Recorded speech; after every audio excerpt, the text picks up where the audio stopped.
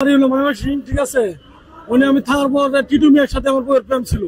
এক পর্যায়ে ভাগ্যায় পরে আমার বাড়ি থেকে টাকা পয়সা সোনা নিয়ে ভাগ্যায় পরে, ঠিক আছে, ওরা রাস্তায় ধরে খায়। রাস্তা ধরে খাওয়ার পরে মেম্বার এবং চেয়ারম্যানের পোলা ওরা কাছে রাখিয়া তার বাপ মারে খবর দেয়।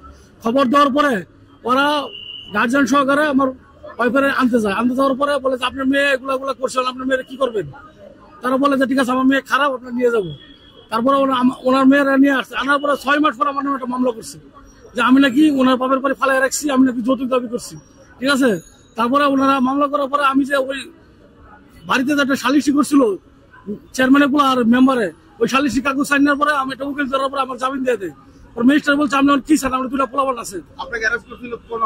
হ্যাঁ, মানে আমি নাকি যৌতুক চাইছি ওনার মেয়ের কাছে। পরে আমার অ্যারেস্ট করে না, আমি একটা উকিল ধরে আমি থানায় কোর্টে হাজিরা দিয়েছি। হাজিরা দেওয়ার পরে ওই ওই সালিশির একটা যে কাগজ ছিল ওটা দেওয়ার পরে আমার ওরা আমার মনে করেন ই করে দিচ্ছে, খালাস করে দেওয়ার পর বলছে আপনি ছেড়ে দিলাম, আপনার মেয়ে আর ছেলে আর আপনি ওইপরে কি করতে চান? বলে যে আপনারা কি বলেন? বলে যে আপনি নিয়ে যান, যে অনেক মহিষে দুটা ছেলে মেয়ে থেকে তাকে নিয়ে যান। পরে আমি মান্না বাসা নিয়ে থাকতাম। মান্না বাসা নিয়ে থাকার পরে ওর বন্যময় জোর করে আমার 1 তারিখে এনে নিয়ে এসেছে মতবাদ, মতপত্র মতবাদ, যে তুমি এদিকে আসো। আমি বললাম ভাই এদিকে 8,000 টাকা ভাড়া বলতেছেন, আমি 13,000 টাকা বেতন পাই, সিকিউরিটি গার্ড চাকরি করে আমি কেমন থাকবো? সব ব্যবস্থা আমি করবো, তুমি আসবা কি আসবো না? না আসলে কিন্তু আমার শালীর তুমি হারাইবা, তোমার আমি শালীর ভাত খাওয়াবো না। তারপরে 1 তারিখে আনছি। আনার পরে 19 তারিখে শুনি নাকি আমি শুক্রবারে আমি মনে হয় আসছি, বাসা থেকে আসছি আমার মেয়ের ভালো রেখা। ওরা আমার মেয়ের কয় 19 তারিখে তোমার মেয়ে মারা গেছে। কেমন মারা গেছে? আত্মহত্যা করছে। আমার এতটুক মেয়ে আত্মহত্যা। শুক্রবারে আমার মেয়ে একটা ছবি দেখাইছিল, আব্বু এই ছেলেটা ছিল কিনা। আমার মাথায় তো খেয়াল ছিল না, কিন্তু একদিন পর মনে হয়েছে এই ছেলে তোমার বাড়ির সামনে কসমেটিকের দোকানদার করে, কসমেটিকের দোকান করে। পরে আমি বললাম যে হ্যাঁ আমি ছেলেটা চিনতে পারছি। তারপরে বলে যে তোমার আব্বুর সাথে কি বলছো? আর আমার ওয়াইফ বলতেছে। পরে আমি না কিছু বলেন আমার মেয়ে। তারপরে আমি আসার পরে রোববার আমার মেয়ের ওরা মাইরা অনেক মেয়ে আত্মহত্যা করছে। আমার 9 বছরের মেয়ে কেন আত্মহত্যা করবো? আমি তদন্ত বিচার চাই এটা। আমার বউ যেহেতু আগে পরে গিয়েছিল, আমার বউ নিশ্চয়ই কাপ করছে। এটা 19 তারিখের ঘটনা ভাই। এটা 5টা দিকে ঘটনা। হ্যাঁ, আমি ছিলাম ওই যে ওই জিয়া উদ্যানে ছিলাম, ওই যে জিয়া রহমানের জন্মবার্ষিকী ছিল, ওই ভাই বেড়াদের আমার নিয়ে গেছিল আল্লাহ যাই জিয়া রহমানের জন্মবার্ষিকী, চলো ফুল টুল দিয়ে আসি ভাই।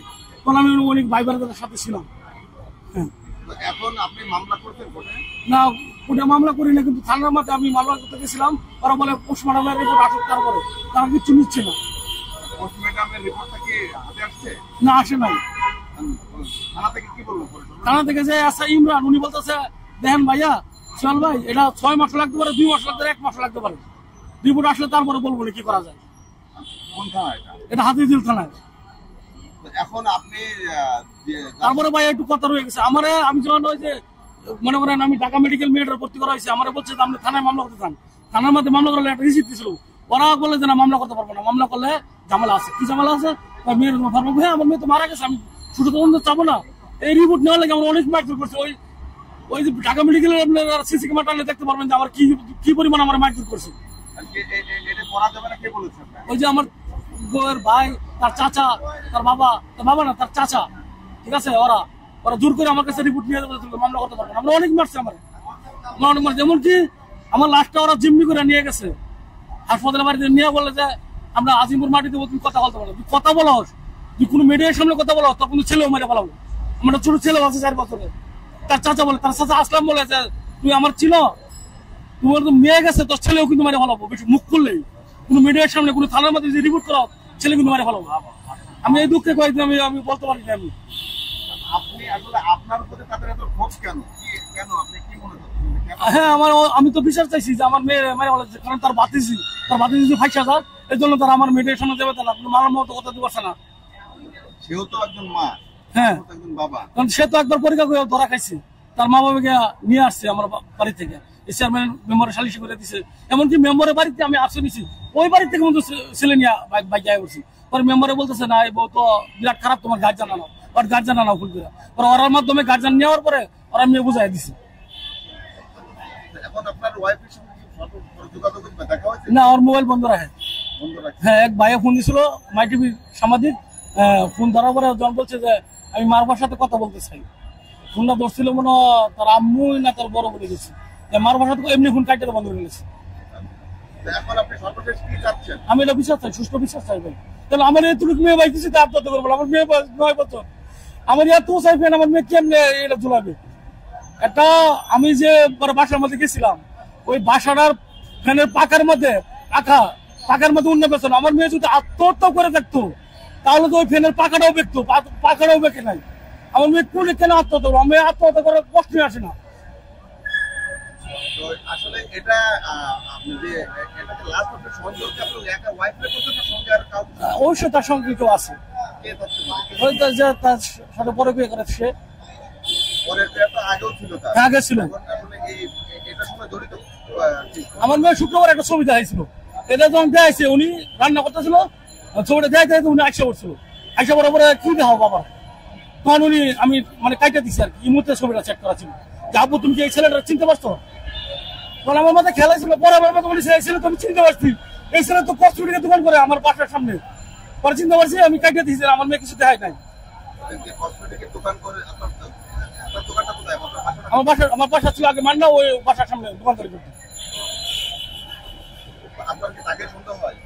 তাকেও সন্দেহ হয়, কিন্তু আমার মেয়ে যেহেতু দেখাইছে যে ওনার চিনতে পারছেন না, তাকে সন্দেহ হয়। কিন্তু আগে যে এক ছেলের সাথে ভাইকে আইসা করছিল, ওই ছেলে মাঝে মাঝে ফোন বিরক্ত হতো। আমি আমার সমুদ্র জানাইছি যে আমার বউয়ের ভাই, যে ভাই ওই ছেলে তো এমন করতেছে। একটা ছবি দেখে আপনি তাকে কিভাবে সন্দেহ করলেন? হ্যাঁ, থাকতেই পারে, তাই না? না ওই তো আমাদের কোনো আত্মীয় না, ওই ছেলে তো আমাদের কোনো আত্মীয় না। আমার মেয়ে বলতেছে এই ছেলেটাকে চিনতে পারছো আপনি? তখন আমি হ্যাঁ, কতক্ষণ পরে আমার খেলাইছি, দেখা এই ছেলে তো সেই ছেলে। আর বড় বিয়ে করে যে বাইক যাইছে, আমার দেশে গেলে আমরা সবাই সাক্ষী দেবো, সবাই বলবে যে হ্যাঁ এই মেয়ে এমন চরিত্র, সবাই বলবে এই কথা। আপনার আপনার বাড়ি কোথায়? আপনার শ্বশুর বাড়ি কোথায়? আমার শ্বশুর বাড়ি হলো বাবু যে আপনার নয়াবাজার, আর আমার বাড়ি হলো ময়মনসিংহ ফুলপুরে। আপনার নাম কি? আমার নাম মোহাম্মদ সোহেল। আর আপনার ওয়াইফের নাম? মারুফা। আপনার যে থানায় আপনারা জিডি বা করেছিলেন, তারা কতদিনের কথা সর্বশেষ কি বলছে যে এই? আমি সর্বশেষ কালকের আগের দিন গেছিলাম থানায়, হ্যাঁ আমার মেয়ের একটা কাপড় দিয়ে দিচ্ছে, হ্যাঁ বলছে সোহেল ভাই আপনার জানাবো পরে। পরে আমি ফোন দিচ্ছি পরে কি, পরে বলে যে ভাই এটা 6 মাসও লাগতে পারে, 2 মাসও লাগতে পারে, 1 মাসও লাগতে পারে। হ্যাঁ হ্যাঁ। আসলে আপনারা কি পরে হসপিটালে যোগাযোগ করেছিলেন? হসপিটালে যোগাযোগ করি নাই, হসপিটাল থেকে আমার মেয়ে গেছে, আমার মেয়ে লাশ আগে বাই করাইছি, আমার দিয়ে বাই করাইছি সাক্ষর দিয়ে। বাই করার পরে বলে যে সোহেল কি করবা? আমার শাশু শ্বশুর বলে কি করবা? আমি বলছি হ্যাঁ আমার লাশ আমি আমার দেশে নিয়ে যাবো। তো ঠিক আছে, দেশে তো নিয়ে যাবা, ওর নানা নানির একটু দেখায় নিলে ভালো হয় না? ওই ঠিক আছে চলেন দেখায় নি। দেখানোর কথা কয়ে নিয়ে উনি আমার আটকে রাখছে, বলে না তোর দেশে নিতে দিব না, তুই পারবি আমরা জোর করে নিতে, তোর নিতে দিব না, আমরা লাশ আজিমপুর মাটি দিব। এমনকি বেশি কথা বললে যদি মিডিয়ার সামনে মুখ করো, থানা পুলিশ করো, তোর ছেলেও কিন্তু আমার কাছে, ছেলেও কিন্তু মারে বলাবো। ছেলে কি এখন তাদের কাছে তুমি মাটি হয়েছে কোথায়? আজিমপুরে। ওরা আমার নিতে দেয় নাই ভাই লাশ। আমার আব্বু আমার আব্বু তোমার আমার আব্বু অনেক কান্না করছে, বাবা ওই লাশটা ধরে নিয়ে আবার নিতে দিচ্ছে, আমার দেশে খবর করেছে, নিতে দিচ্ছে না আমার ভাইয়া। আমি অনেক পায়ে করছি, ওরা আমার লাশটা নিতে দিচ্ছে না। আর আমার মেডিকেলে যে পরিমাণ মারধর করছে ভাইয়া, আপনারা ওই যে মেডিকেলের সিসিটিভি আপনার টানলে বুঝতে পারবেন কি পরিমাণ আমার টর্চার করছে। আঙুলটা আমার ভাইয়া বলেছে ভাইয়া ওরা মাইরা।